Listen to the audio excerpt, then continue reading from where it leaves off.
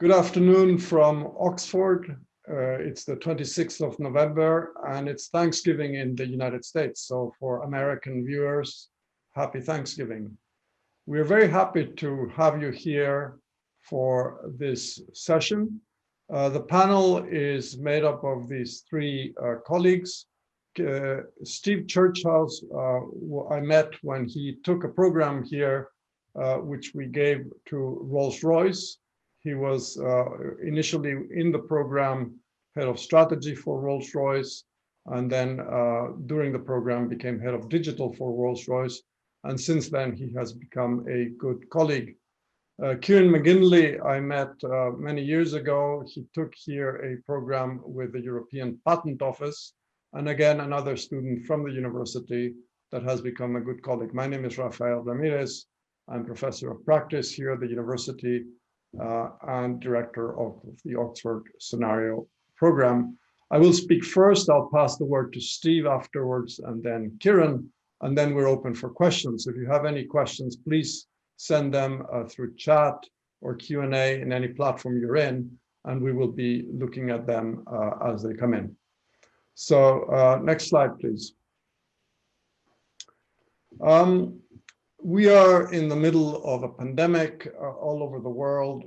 Millions of people have been dying, and companies as well as governments have realized that the priority has gone from being efficient to being resilient, to going from just in time to just in case, as we wrote in our Harvard Business Review article in June of this year.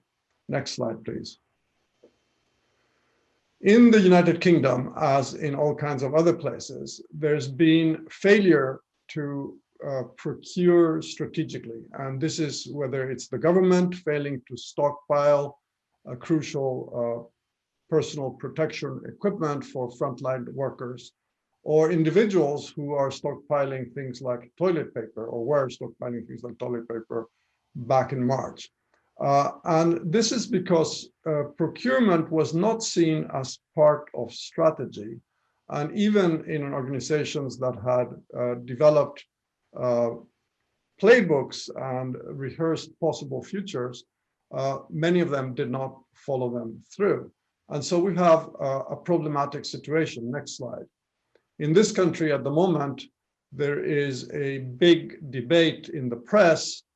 Today's Guardian has an example of it. This is from the Times, November 15th, in which instead of doing procurement in a transparent, balanced way, where many of the values of safety and timeliness and cost and the right availability being orchestrated, a lot of organizations, and certainly this government in the United Kingdom, panicked and bought things in rather odd ways and in rather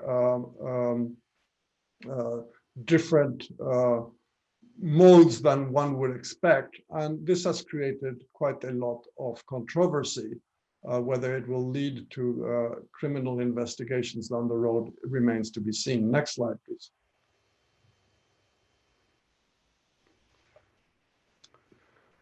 When we were doing this work, I asked a couple of my colleagues that do supply chain management to just give us an estimate of how important procurement is in things like the Mini, which is built down the road here in Oxford. And Steve New and Matthias both said, well, it's really important. Steve said, well, it depends on which model you're considering and whether the equipment that is bought into the Mini factory is bought in from another BMW subsidiary or from outside BMW. So it's 60% plus or minus 2. In other words, more than half of a Mini is procured in. Matthias gave me the diagram below where he said, well, for this particular model, it's about 40% of the production cost. So somewhere between 40 and 80% of a car is bought in. And that is quite common right across the board. Procurement is a very important part of the value that is offered. Next slide, please.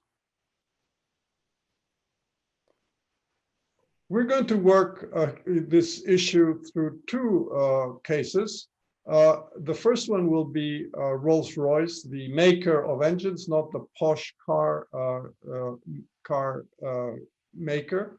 And Steve will go through how the value-creating system that Rolls-Royce developed to offer power-by-the-hour solutions to airlines was designed, and how it has come to be changed since then. Then Ciaran will talk about his experience in the European Patent Office, which at the time that he was working there, and I had the opportunity to also collaborate with him, as I have had the opportunity to collaborate with Rolls-Royce and the team that Steve headed there. The European Patent Office had the biggest civilian database in Europe and procured a lot of IT. So over to Steve to tell us about Rolls-Royce. Next slide, please. So you have to think quite a long way back to the 1980s. Rolls-Royce, then an iconic British brand, but on the global stage, industrially a very small player compared to the big US incumbents, GE and Pratt & Whitney, which dominated the aircraft propulsion market, a huge industry then as now, an even bigger industry now, of course. As the industry was then configured, supply chains were classic linear supply chains, classic linear margin fights, with the traveling public at the top putting money in, airlines controlling, at least passively controlling, the architecture of the industry in a heavily regulated environment, it has to be said, and other suppliers arranged around the airlines in a classic fashion. The airlines would buy aircraft, of course, from the engine manufacturers. They would, of course, buy maintenance services in the form of shop visits, both for engines and aircraft from maintenance shops. They would organize much of their own finance, and they would also procure other services as well. So into this environment with two very large dominant incumbents, along came Rolls-Royce with a desire to get a seat at the top table. But how? So next slide, please. And you can see Rolls-Royce there, just tucked into the corner. That was two slides. Rolls-Royce just tucked into the corner as an engine manufacturer, disintermediated, as the expression goes, from the flow of funds. So how to get yourself into the flow of funds and get yourself to the top table. Next slide, please.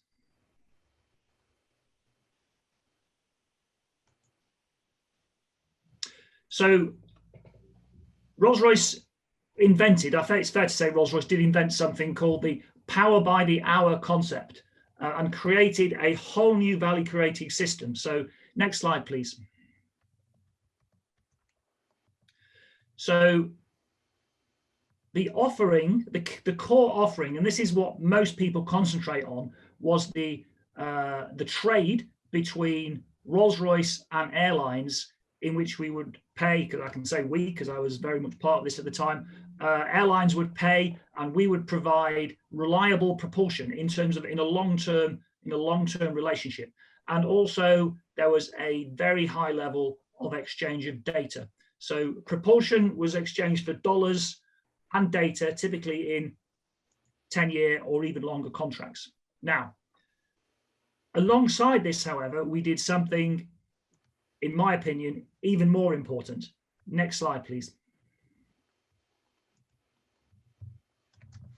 We created an overarching value-creating system in which Rolls-Royce now took on the job of orchestrating the propulsion system, the industry for propulsion system, and this involved as well as power by the hour, which everyone rightly sees as the key offering, we created lots of support offerings over a wide range of different goods and services which were flowing throughout the industry. And these were often really quite bespoke, hard to copy, and covering all aspects of the industry, the engine, including from all the way from engine design, all the way from the design of the product, so really high value services in the design of the product, through to manufacture, to supply, and to service. So Rolls-Royce therefore became the key player, the key actor in convening large areas of the system, which in the past the airlines had done for themselves. Now, the airlines were always passive actors in this system. Rolls-Royce took on an active role and created all kinds of different relationships, such as with the maintenance shops, the maintenance providers. Again, we would enter into long-term relationships in which shop performance rather than shop visits would be the key output. Again, there would be lots of data. We would introduce our own finance providers into the system. We would create our own relationships with complex parts suppliers, even setting up joint ventures, new manufacturing facilities, as well as the classic elements of the supply chain. We would also work quite closely with nations, particularly up-and-coming nations. Singapore is the best example, but others like Thailand, India, Indonesia got in on the act in order to, again, create bespoke offerings which had value to those nations, typically in terms of technology and GVA, gross value add, but also prestige. And that created a lot of political support and reverse investment back into Rolls-Royce. And also technology. We more or less created the remote diagnostics industry from scratch back in the 1990s, before anyone had heard of the Internet of Things or even the internet. We managed to, using pre-internet protocols, to create a data ecosystem, which people take for granted now, but was brand new back in the 1990s. Next slide, please.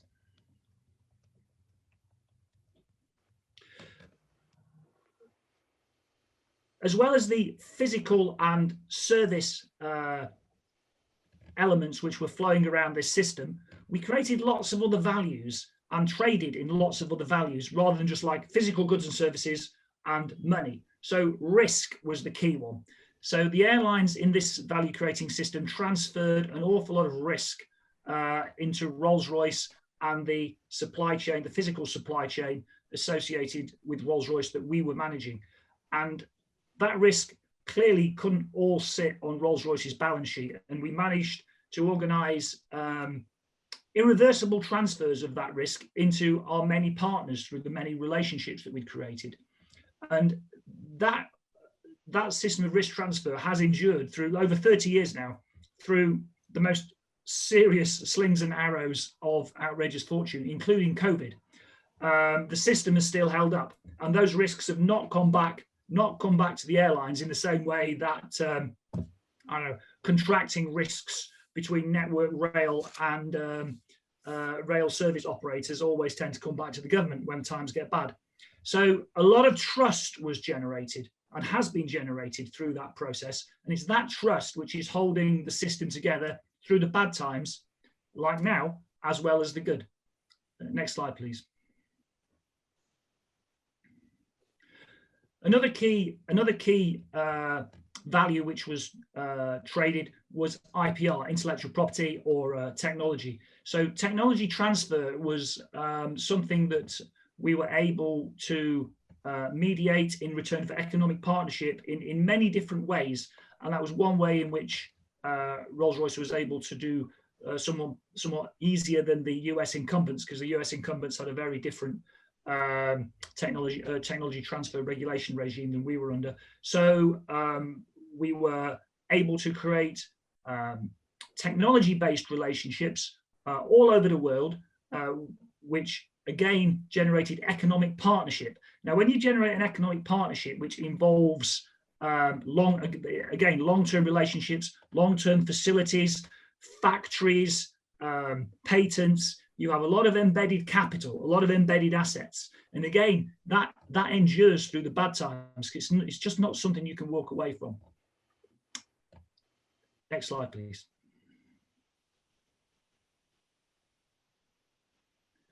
Again, another key value which was traded was simplicity for complexity.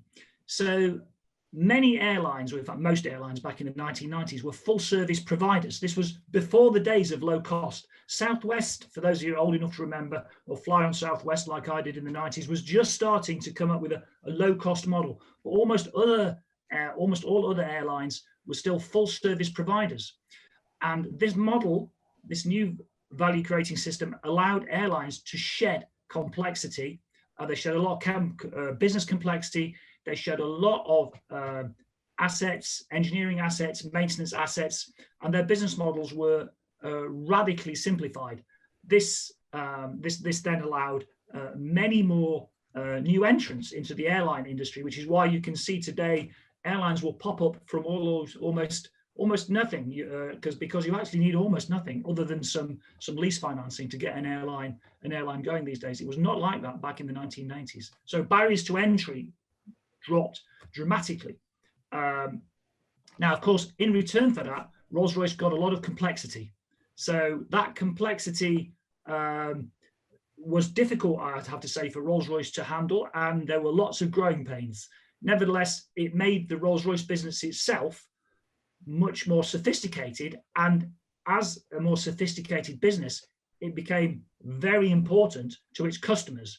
I hesitate to say indispensable, but it certainly became very important. And again, if your supplier is very important, if not critical to your day-to-day operations, again, that means there's mutual incentive to hang together during any difficult times.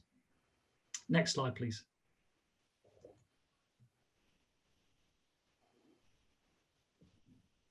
And so another thing which can't be overstated is the extent to which in the aviation sector, nations play a very great role. All nations regulate their aviation businesses to a greater or lesser extent. And so it was important to address the different cultures and values of the various nations with which we set up these relationships. And again, create bespoke offerings which would run all the way from inviting up-and-coming business leaders over for executive education, through creating educational offerings in those nations, to starting to establish basic supply chain facilities, to establishing sophisticated supply chain facilities, and even eventually taking some of these nations on as design partners. And that's quite a ladder for some of those nations, but some of them walked all the way up to the top.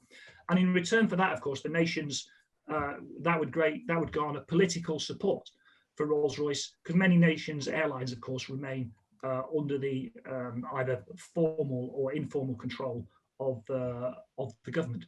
And again, if you've got political support within a nation, that will endure through the good times and the bad. Thank you. I think that was my last slide. Okay, thank you. Then I'll move on and maybe first of all start by introducing the European Patent Organization.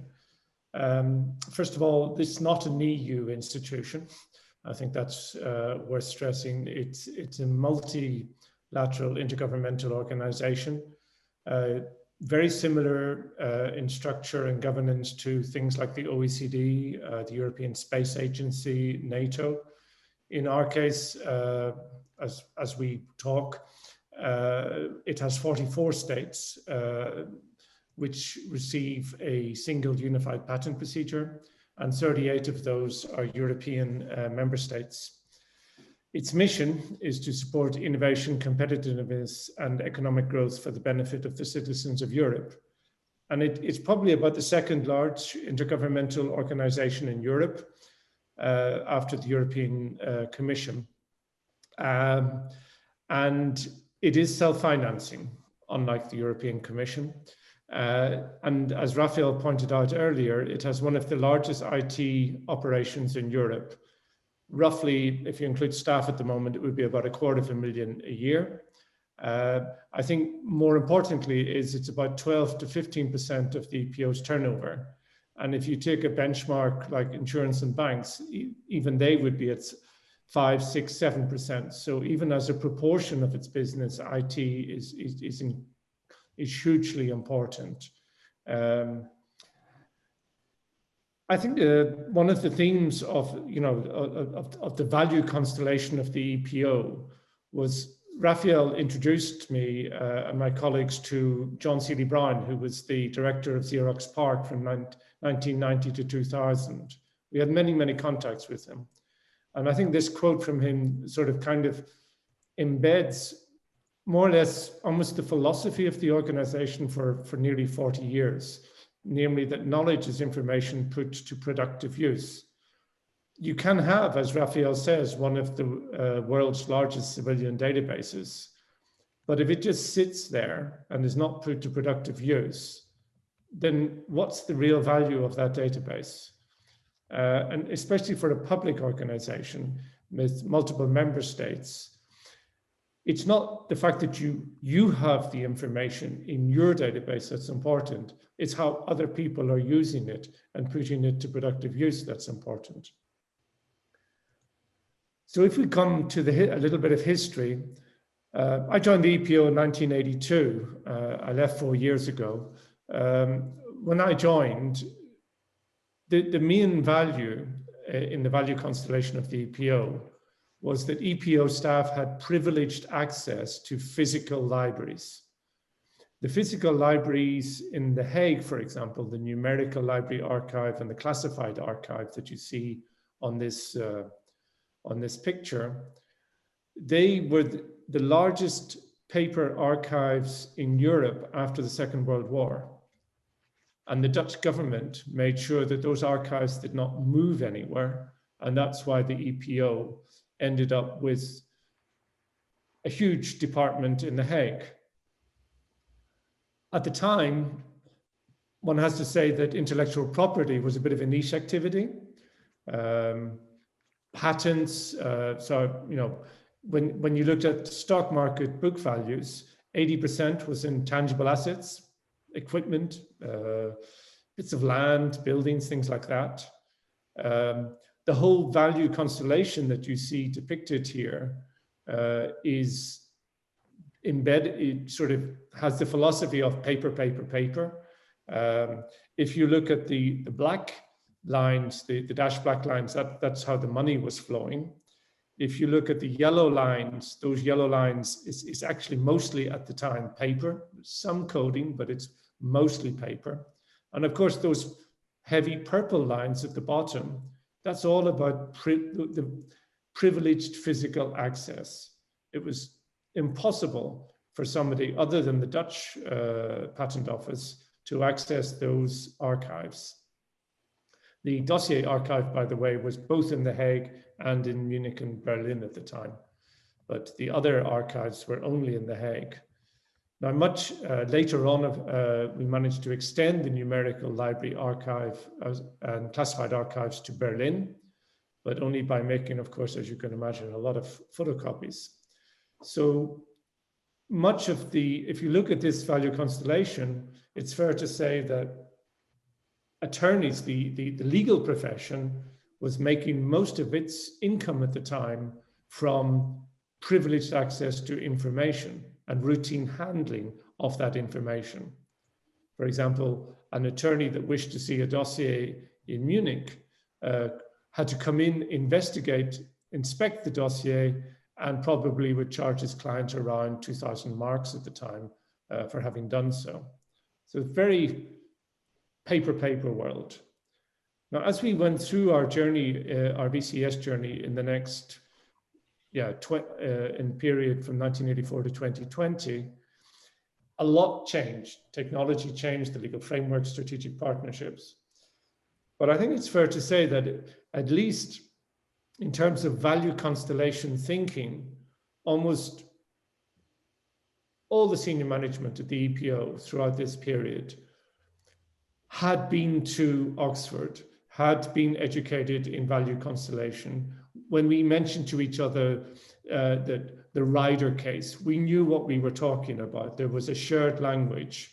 And certainly between a period of, let's say, between the late 1990s and the early 2010s, almost everyone in senior management, including the president, had been to Oxford, had followed the course, and there was that shared language. And so when we were developing the VCS of the EPO as we went through this period, we really had a very conscious idea that for us to be successful, we needed to orchestrate the different values between the different parties. And we needed to co-produce values. We needed to co-produce with our member states. We needed to co-produce with the attorney profession, co-produce with our international partners in China, the United States, and so on and so forth. And our strategic procurement made that possible. Now, sometimes what we discovered along the way, and it's a discovery that still happens today, is that the real barriers to reconfiguring the system, they're legal. In other words, you can bash your head for about 2, 3, 4 years and create a legal framework for a new electronic platform. But what happens when that platform has to be replaced? Oops. Up springs a lawyer, up springs an attorney and tells you, you can't replace it until you give me something that's better and is legally equally valid. And even then there has to be an overlap. So things tend to get bogged down and more complicated as you move out of a greenfield site into a multi-platform, multi-VCS thinking. And another lesson of that journey is that VCS thinking has to be constantly nourished, constantly renewed. Otherwise, everybody jumps back to routine, and routine is linear thinking. So if we look at the VCS today, you'll see it is a lot more complicated, which is what you would expect. But also the world of business has changed. Today, 80% of book value is in intangible assets. Now, intangible assets includes intellectual property. It also includes know-how and relationship, but it includes intellectual property. And so the desire to have information, instant information, that is formulated and available in a way that is insightful and that can give lead to productive action, that has gone through the roof. And so what you see on the left-hand side is all these different specialist companies. Google, we have the EPO in around, I think about 2011, signed a memorandum of understanding with Google in order to lower the cost of translations. There's no money being exchanged between the two parties, but there is a memorandum of understanding and there is exchange of technology and data. And both parties are benefiting from that. We also have all sorts of other actors involved in trying to in helping the EPO to orchestrate this VCS. And the people on the right are those who benefit from the values that are created. And those values vary from pure productivity to strategic insights, to just basically allowing these new businesses, especially the patent information businesses, to exist and flourish and develop. Just like in the Rolls-Royce VCS, risk has been transferred here and transferred irreversibly. For example, these days, the EPO and its partners internationally and in the European member states, they have assumed a lot of the processing risks. Where is the prior art? Can you give me a copy of your initial filing documents? All of those risks have now been assumed by the intellectual property offices themselves. And so attorneys no longer make so much money from routine, they are now making more money from knowledge. But equally, it's fair to say that other orchestrators have arrived in the area. And from one aspect, the EPO's VCS is now in competition with other VCSs. So that's quite a journey for us. Moving on, Rafael will now conclude. Thank you, Ciaran. First of all, VCS stands for Value Creating System. And as Steve and Ciaran have demonstrated with the Rolls-Royce and the European Patent Office examples, these are multiple relationships among players, not linear relationships as in a value chain. And in the article in the Harvard Business Review, one of the things that we proposed is that if procurement is becoming central to strategy because resilience is an imperative, organizing your procurement not in value chains or supply chains, but in these value creating systems that somebody is an architect for and that somebody orchestrates leads to more resilience.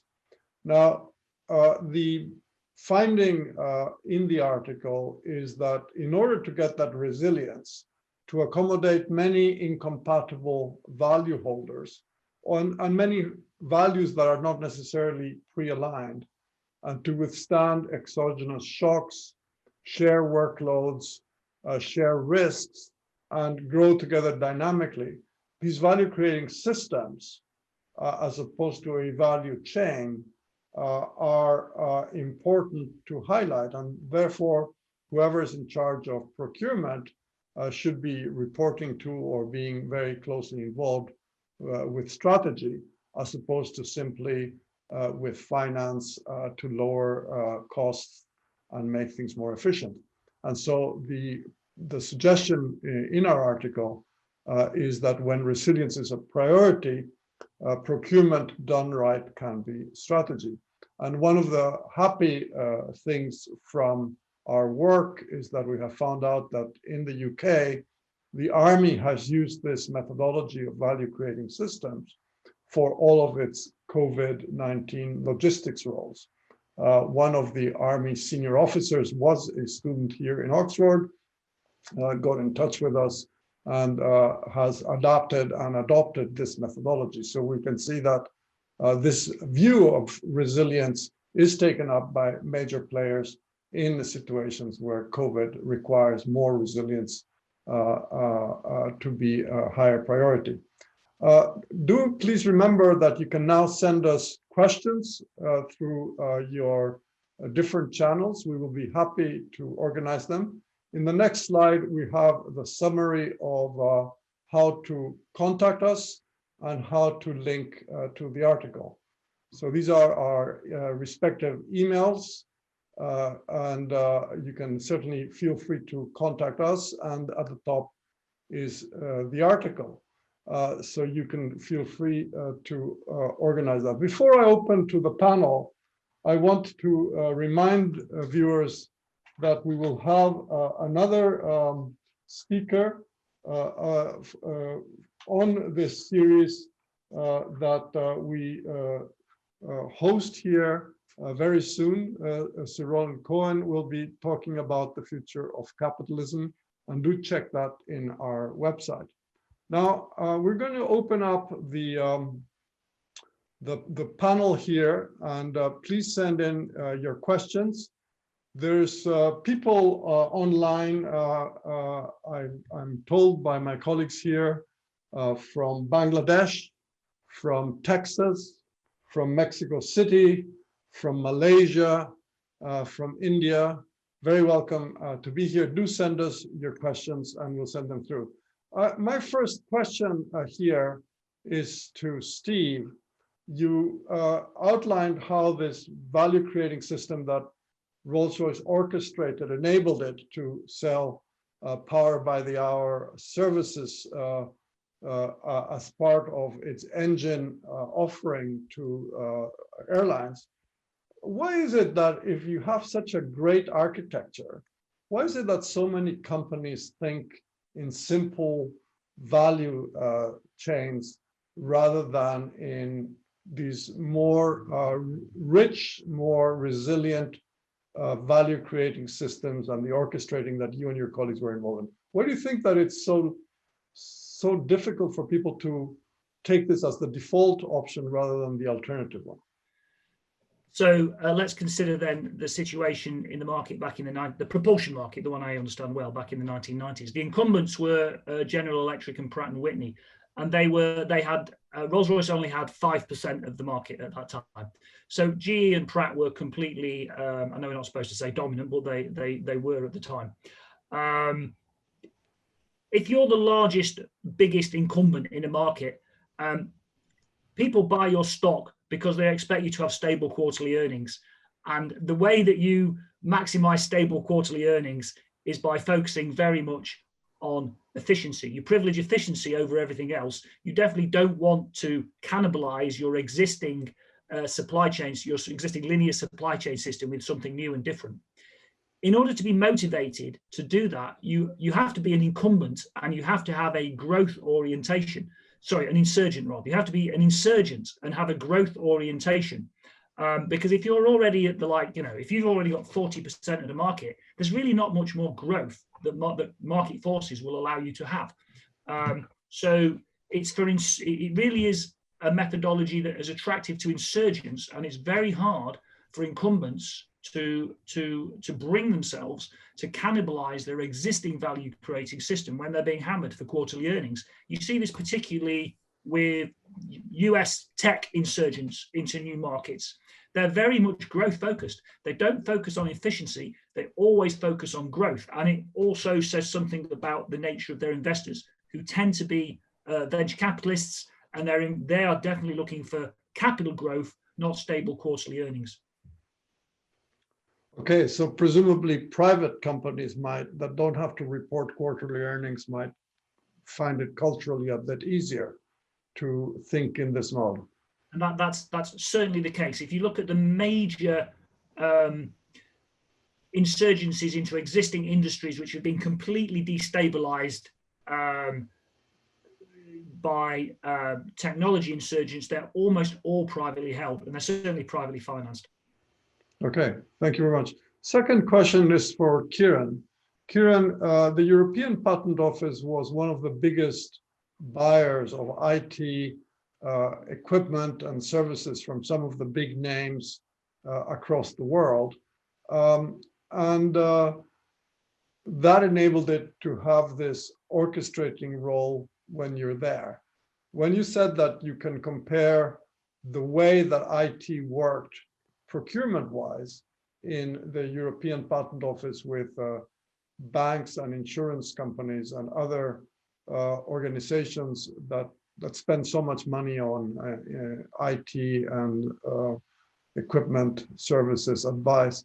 How do you see that architecture evolving with all of these new players that are vying with each other to orchestrate the cloud, to orchestrate different cybersecurity safe systems? How do you see this battle between different value creating systems emerging? So at the moment, I would say most purchasers of IT services are at a disadvantage. And the reason why they're at a disadvantage is they probably don't consider the IT platforms as their core business. Therefore, IT is something that has to be bought in as packages.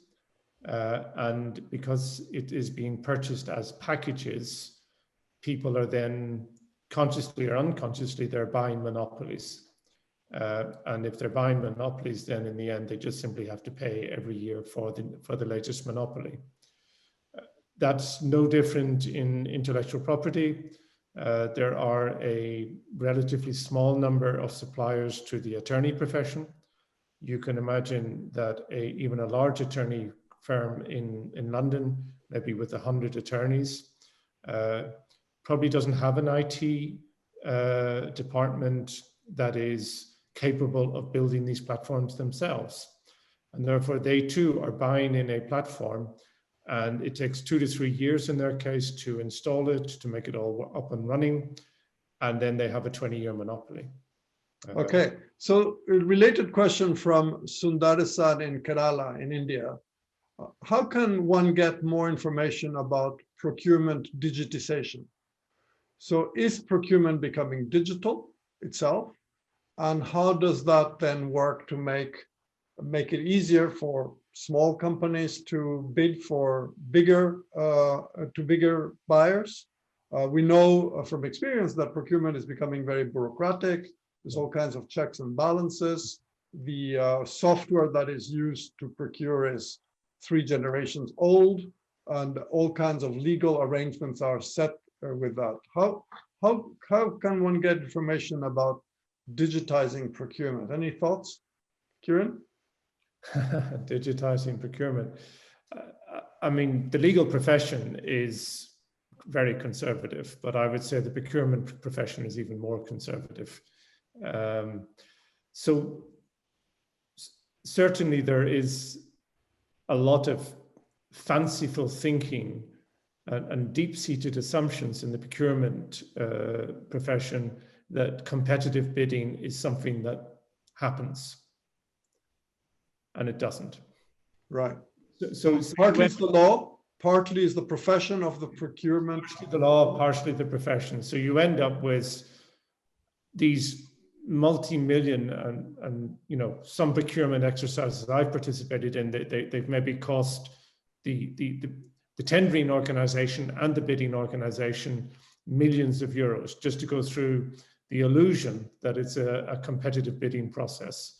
But that illusion is also, one has to say, demanded by governments, member states, whether you are a multilateral organization like the EPO or whether you're a nation state. It is very often imposed upon them that they go through these, well, what can only be called charades in order to end up buying what they want, what they knew they had to buy from the beginning.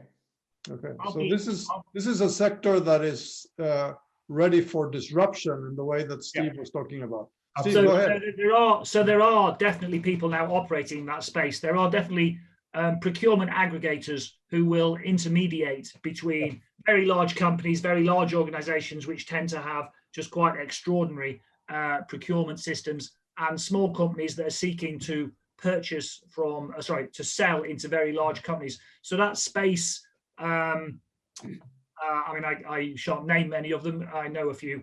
Has its own insurgency, its own digital insurgency right now, and is gaining some traction because it is a sector which is ripe for disruption. Okay, I'm sure you'll be happy to answer those kinds of questions via email. There's a question here for you, Steve. Given that the current situation of airlines being laid up and dealing with survival rather than growth, how do you see the future of that industry from a procurement point of view?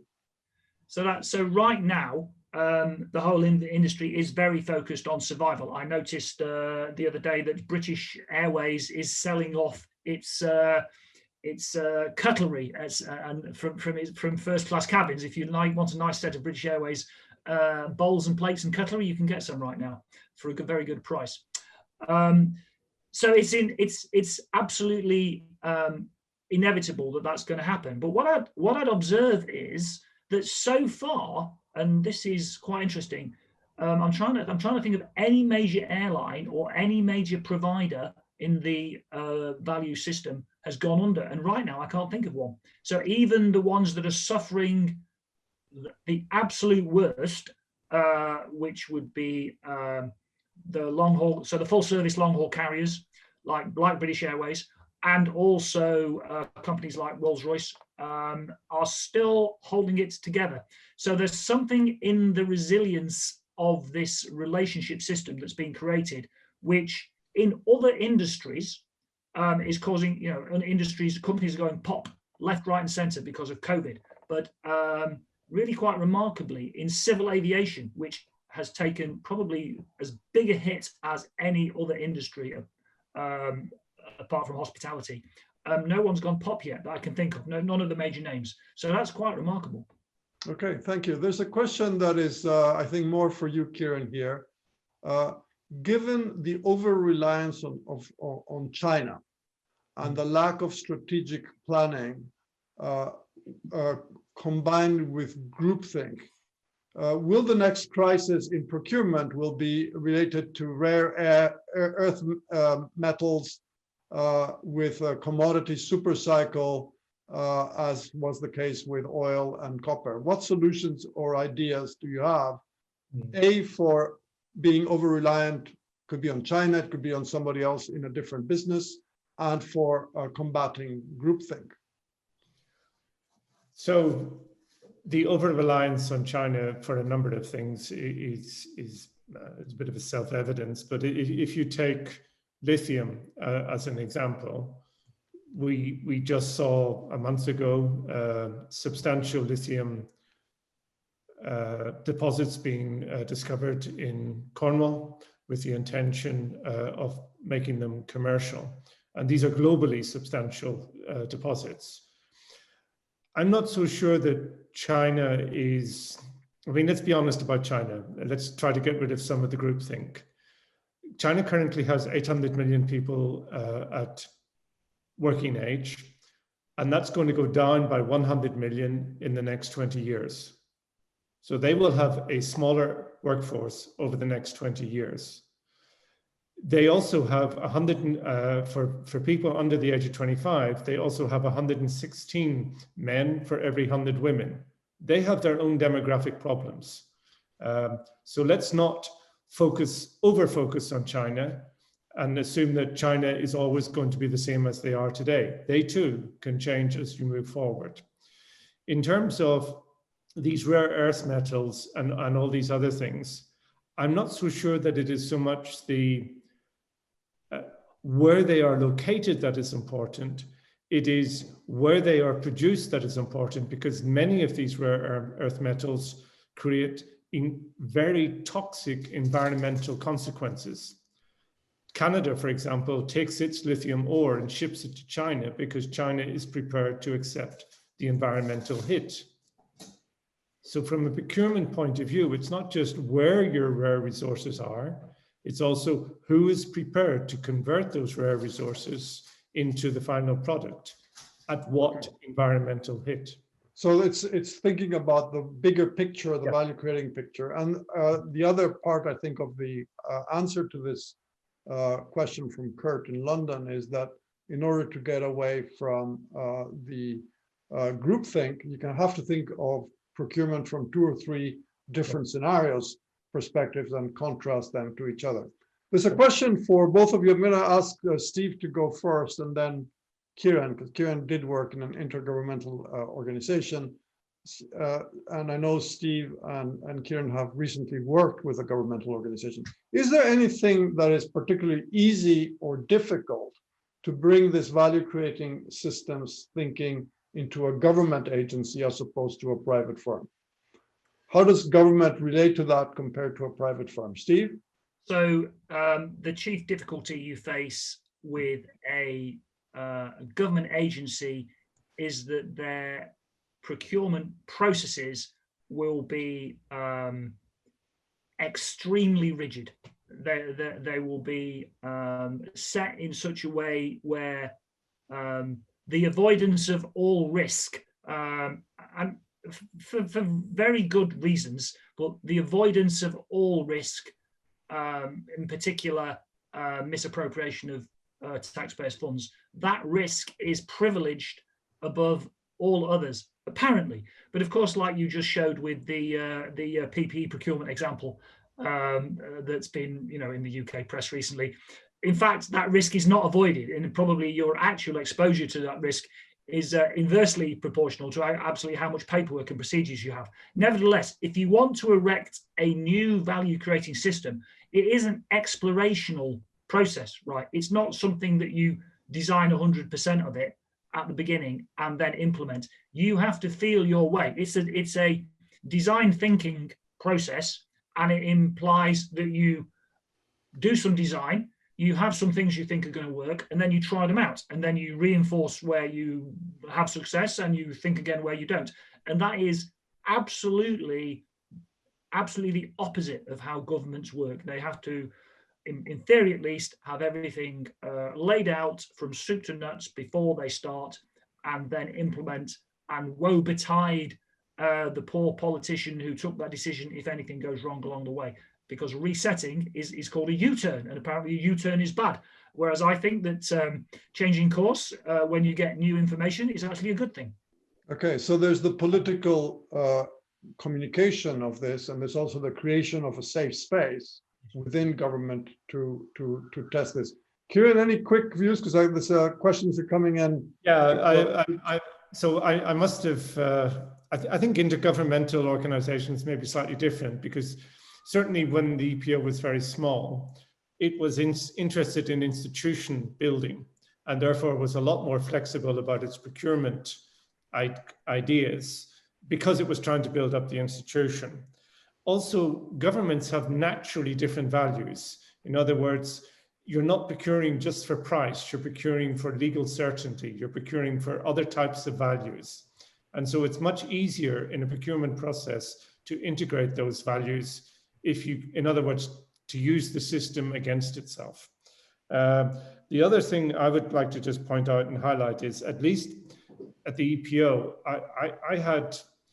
I think it was every single president of the EPO paid close personal attention to the procurement process, and really sat on the procurement department to deliver the value that was necessary for the organization and the institution. Okay, so going back to what Steve was saying, a government department where the top civil servant or the minister pays attention to how this matters to her or his bottom line will fare better. There's a question here, which I'll direct first to you, Ciaran, but I'm sure Steve also has views relating to the banking industry. The question is basically as to where procurement is located. The question is, why is it treated more as an administrative department rather than a business aspect in banks? And banks are very similar to the European Patent Office. They invest very, very heavily in IT systems and so on and so forth. The question reminds me of a very good article that is out in Long Range Planning by Annabelle Gower, who says, and this is very important for the digital work that Steve was doing in Rolls-Royce and all of the digital revolution that Ciaran McGinley was a part of in the European Patent Office, that as we move into more and more digital, the boundary of the firm is not simply a make-buy boundary in the traditional way that transaction cost economics has set it. There's now a digital boundary that also identifies the identity of the firm or the identity of the organization. As banking becomes digital and you have all of these invaders that Steve was alluding to, where do you see, Ciaran, 2 years, 5 years from now, for a good bank locating administratively the procurement function? Would they report directly to the CEO as opposed to the CFO? Where would you see it located? So I would advise strongly that it reports directly to the CEO, because otherwise you have a finance price-dominated logic for the procurement department. You also have the risk of the IT becoming and remaining administrative. In most banks, their IT is not a profit and loss account. It is purely, it absorbs money. And yet these days, more and more, not only is the basic platform essential for the co-creation of value with the client in the future, but also even individual offerings that are built on that platform and that are associated with a given P&L account, the flexibility of those offerings is entirely dependent on the backbone platform. So the more that you can connect those two and create flexibility in your underlying platform, maybe with a different architecture, the more you will be successful. And you'll have to put the procurement system alongside the legal system so that the legal system can accommodate that. Yeah, because I mean, banks are essentially, they live in a highly regulated world. They can't expect that to change anytime soon. And unfortunately, a lot of the IT systems that are there are compliance, the compliance-minded systems. Okay, I'm going to do a slight switch of that to you, Steve, because I'm sure you struggled with that. When you have blockchain type contracts in digital, whether it's in the aerospace industry or in the intellectual property industry, what are the legal conversations that need to be happening between the IT people, the digital people, and the legal people to accommodate a blockchain, for example, in procurement? So this comes back to what Ciaran said. I'll go back to the banking example again, because I know a little bit about it. Many banks are actually sort of disaggregating all their services, such that what's left in the bank is frankly just the IT backbone. And you peek behind the curtain of many banks now. There's increasingly, for many of their services, there's actually nothing there apart from their IT backbone. So almost all the services, I'll call them microservices, that you get from a bank now are open to being provided by third-party providers. So this concept of having a traceable digital fingerprint through all transactions is going to become absolutely critical. Now, to your exact question is, how does IT and legal relate to blockchain? I don't think I'm really competent to give a glib answer to that, other than to say that at the moment it's holding things back because those processes are regulatory. Lawyers are, which means they move more slowly than the technology moves. Corporate lawyers are, particularly in banking, are very much compliance focused. So the only thing I'd say at the moment is that those forces come together to hold back the march of technology. Okay, last question. I wanted very quick answers because we're almost out of time. How long would it take to put one of these value creating systems in place and making operational?